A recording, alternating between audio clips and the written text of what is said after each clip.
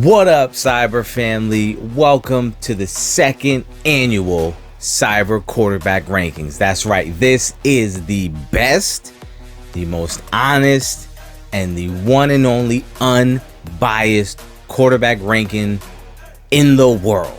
That is right, these rankings are based on 5 key factors that are important to playing the quarterback position. That would be arm talent, accuracy, mobility, the fear factor, how much stress and strain do you put on defensive coordinators and defensive game planners, and also that it factor. Do you have that special it to be a leader of men? These are the 5 categories all quarterbacks should be judged on, in my humble opinion, of course, but I think most would agree. And this list grades all 32 starting quarterbacks in the NFL on that criteria, nothing else. We're not judging wins and losses. We're not judging your past accolades. We're not judging projections. We are judging you based on your skill level and ability to play quarterback. So with no further ado, I don't want to waste anyone's time. Let's get right into the list, starting out with number 32. Now, I know saying that someone is 32 on the list means you are dead last, you are the absolute worst, but if we're being honest, most quarterbacks outside of the top 15, let's say, are very close. It is kind of like splitting hairs to a degree. But I will say, the number 32 pick, who comes in at 32 this year, is none other than average-ass Baker Mayfield. That is right. Baker Mayfield is your worst and lowest rated quarterback in the NFL. Now, why? Honestly, man, I just think the guy's ego is way larger than his actual ability or talent. The guy has been an overachiever his entire life, was never picked first, never really was anyone's guy until he had a pretty good run at Oklahoma, which we've seen multiple guys have a similar type of success at Oklahoma. Came to the NFL, never quite translated, still keeps getting opportunities, but we all know the truth. Average at best, and in my humble opinion, according to the S.I.B.R rankings, he comes in at number 32. Now, at 31, we have a newcomer, Jordan Love, quarterback for the Packers. Honestly, I think this has more to do with the fact that there just isn't enough film. There isn't enough information on him. We are still a little unsure of what we're even going to get from this guy.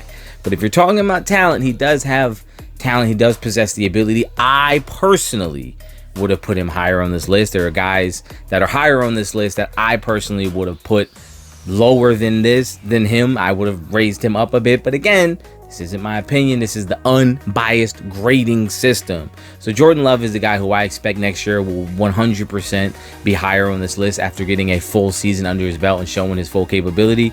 But for this year, he's starting in at number 31. At number 30, a surprise to me, is DeShaun Watson, quarterback for the Cleveland Browns. Now look, I know last year he was coming off of a long layoff. What can we expect? I don't think he lived up to most expectations, and judging by that contract, expectations aren't going anywhere anytime soon. I don't really know if I agree with this placement, but hey, the list is the list, and that's the way it goes. At number 30, we have DeShaun Watson, who has a lot to prove coming into this season to see if he can recapture where he once was, where I think at one point, 5 or 6 years ago, we may have all thought that he was in the top 5 in the NFL. Let's see if he can get back there. But for this year, number 30. 29, we have everybody's favorite Russell Wilson of the Denver Broncos.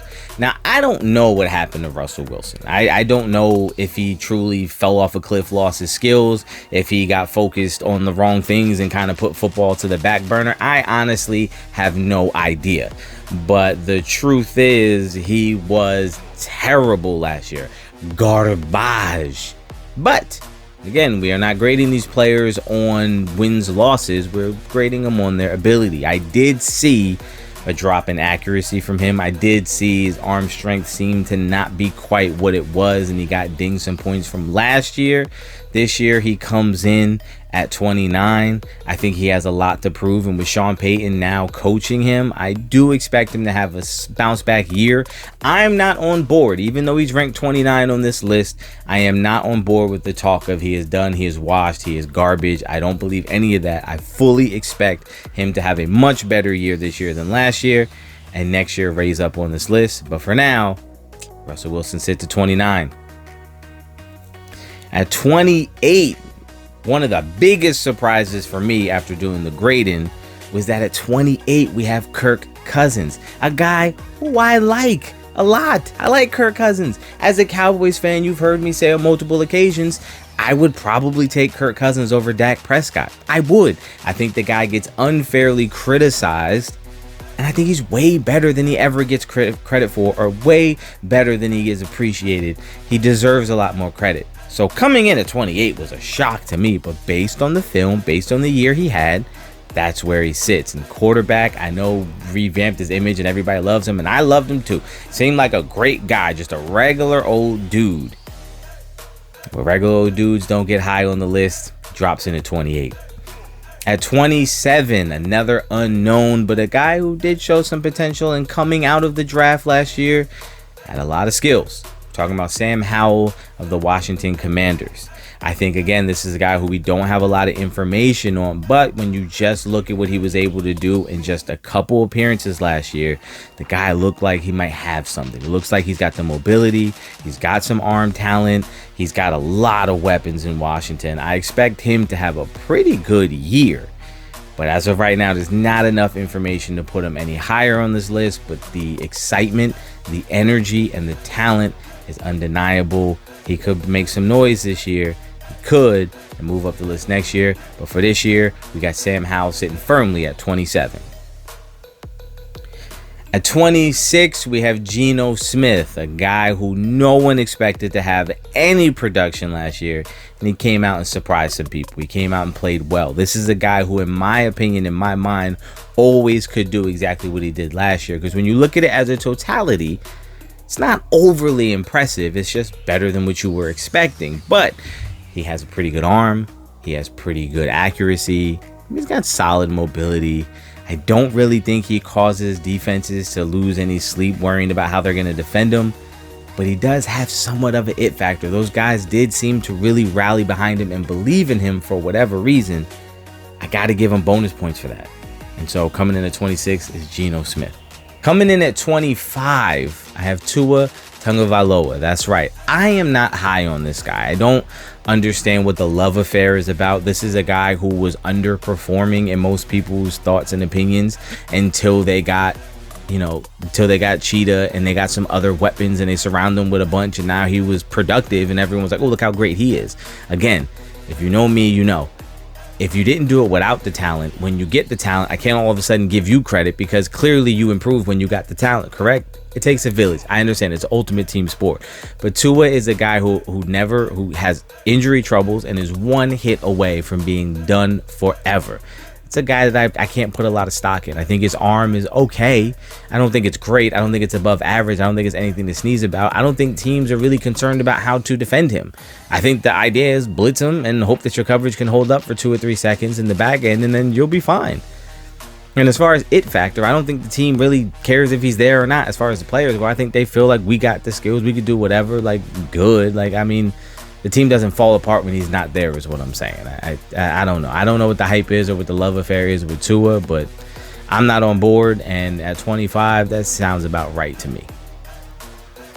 At 24, I have Mac Jones, a guy who walked into a system for the Patriots where he seemed to fit in perfectly. Now, last year, I don't know what happened. There were some injuries, and it just seemed to be like they were not 100% sold on them. And in my personal opinion, I love Bailey Zappi. I liked him coming out of college. I think in the limited opportunities that he had last year, I think he showed something. I was a fan. I probably would go forward with Bailey Zappi, but don't sleep on Mac Jones. The guy is a good, smart, solid quarterback. I don't think he's ever going to be great, but this spot in the list at 24 is right around where he's going to be. He's a solid quarterback. You can win games with him. Dare I say you could win a championship with him? Perhaps. I don't know why people are so quick to just write this guy off. I think he has the arm talent to get the job done. I think he's smart enough to get the job done. And I think he has some mobility that can get out of some trouble areas every once in a while. Like, I'm cool with it. At 23, we have the NFL's most loved quarterback, I guess, in Jimmy Garoppolo. This guy gets so many chances. No matter what he does, no matter who gets rid of him, there's always somebody ready to bring him in and make him their guy. I don't get it. At 20, I don't even know why he's 23. I don't know how this happened. I guess he's got more skills than I want to give him credit for in normal conversations. But the fact is I don't think he's going to bring much to the Raiders. And I don't understand why they got rid of Derek Carr for him. If you realize you haven't heard Derek Carr's name yet, it's because Derek Carr ranks higher than Jimmy Garoppolo. I think we would all agree. And if you don't, then do you even watch? Honestly, Jimmy Garoppolo has always benefited from being with great franchises, starting out with the Patriots and then going to San Francisco, and now he's going to the Raiders, which is a dumpster fire. Let's see what he can do. I don't expect Jimmy Garoppolo's name to be this high ever again in these rankings, so enjoy it while you can. At 23, Jimmy Garoppolo. At 22, a surprise to me. I honestly didn't expect him to be this low. I thought somehow he was going to sneak a little higher. But I think this is right about where he deserves to be. And I'm talking, of course, about Daniel Jones, quarterback for the Giants. Yeah, Daniel Jones, by everyone you hear talk about it, says he had a really good year last year. No, he didn't. 15 passing touchdowns, barely cracking 3,000 yards. Like, the team was better than you expected. Daniel Jones didn't ruin and lose games single-handedly like you expected. Therefore, you overinflated what success he was able to have. He was solid last year. At times, he looked really good. Most times, he looked about what he is, which is about average. That's what he is. He's an average quarterback, average player.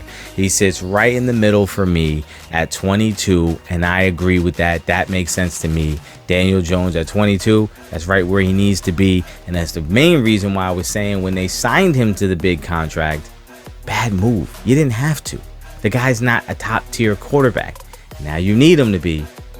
I got him sitting at 22 in the S.I.B.R quarterback rankings.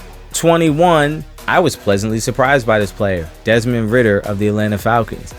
Look, coming out of college, I didn't get it. I didn't see it. I didn't think he was that good of a player. Watching his film from last season and what he was able to do, I saw some promise. I saw some potential. I saw a guy who looks like he could realistically be the leader of that franchise going forward. I don't see any reason why that can't be a possibility. And I was trying to replace him in the draft, saying if I'm the Falcons, I'm trying to trade up to get CJ Stroud. But watching the film and really being objective and not being biased and not just writing it off because of my previous opinions, he showed a little bit. I was a little impressed. I'm interested to see what he's going to do for the rest of the season and see if he can move up or down on this list after a full season under his belt. I'm looking forward to it. Again, at 21, Desmond Ritter. At number 20, in my opinion, not the most shocking part of this list, but one of the biggest shocks of this list is Anthony Richardson for the Colts. If you know me, I don't believe this guy at all. I don't buy into this guy at all. I don't think this guy is going to be any good in the league. But if we're judging talent, if we're judging potential, if we're judging your ability to play, he scores really high in terms of arm talent and mobility. There is no doubt about it. And that is the only reason he skyrocketed up this list to get at number 20, is because there is no denying that in the NFL right now, he has a top 5 arm. Arm talent, top 5. Accuracy, trash. Mobility, top 5 in the NFL right now. Elite level. Those are going to boost your grades up. Look, I don't make the rules here. I'm just following the rules and having a non-biased, honest critique of all these players and assessment of these players. That's where it falls. Even though I think Anthony Richardson is going to flame out in glorious fashion, according to this list, 20th best in the NFL. I'm going to catch heat for that. Stand by it, though.